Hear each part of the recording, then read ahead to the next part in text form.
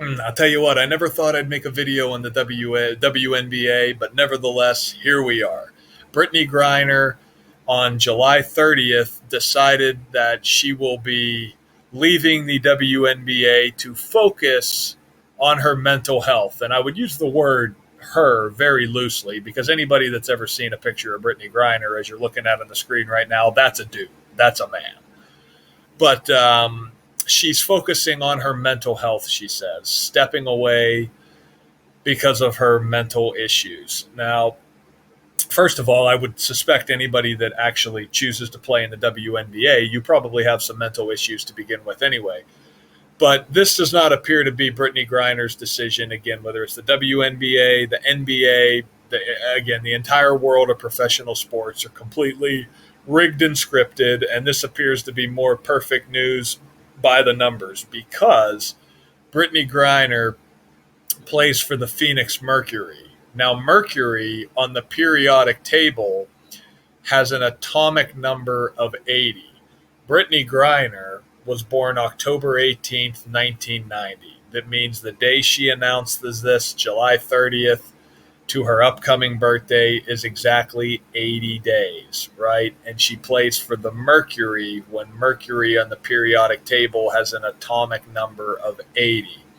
And you know something else too? I didn't realize, like, again, like pretty much everybody, like I have no clue about anything in the WNBA. I mean, basically it's the same as like pretty much all women's sports, right? Like in order to be in a women's sport, you pretty much have to be a woke activist for, you have to be pro-abortion. You have to want men to dominate women in sports, support all the transgender nonsense, be a prepubescent boy like Megan Rapinoe. But what's interesting about this is apparently, do you guys know this? The Las Vegas Aces won the WNBA finals last year, and they did so on September 18th, 2022, right? The Las Vegas Aces. And did you guys know that from that date to the date the Vegas Golden Knights, who play in the same city, won the Stanley Cup, it was exactly 269 days later? 269 is the 57th prime number. And what do I always talk about? 57 in championships again and again and again. And if you use septenary gematria, again, if you're new here, gematria is the ancient practice of coding letters into numbers. If you use septenary gematria, Stanley Cup Finals is also 57. Again, so's World Series, so's NBA Finals. When you write out 57, it's 131, like Super Bowl, like championships. So interesting. And you know what's funny? I have to literally go on my screen right now. Like literally I have to take my finger and go on the screen to be able to move it. Like look at this.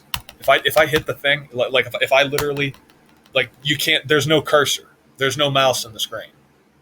Like there's nothing. So I go into Best Buy after work today. I go in there and I ask the guy, I say, well, what happened to the cursor? Is there any way to get this back? Because I had literally watched a couple of YouTube videos and I'd gone on there and I had troubleshoot it myself and none of it ended up working. So I called Acer, who makes a Chromebook.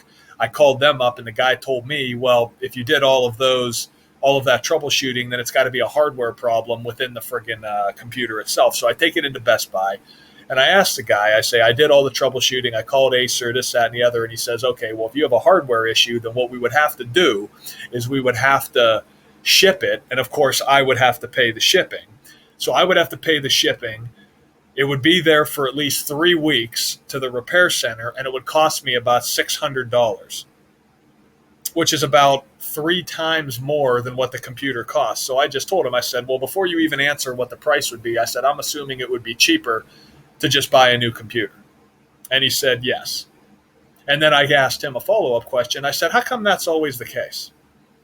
I said, how come it's always, you literally, I mean, how hard can it be to get a mouse cursor back on a screen? I don't know shit about computers, but how hard can it be to get a mouse cursor back on a screen? I mean, it seems like you would just unscrew something and like put that piece in. It seems like it could take 2 seconds. Instead, it's got to be away for nearly a month and charge me $600, 3 times what a brand new computer would cost. That's a human rights violation. He wouldn't answer the question.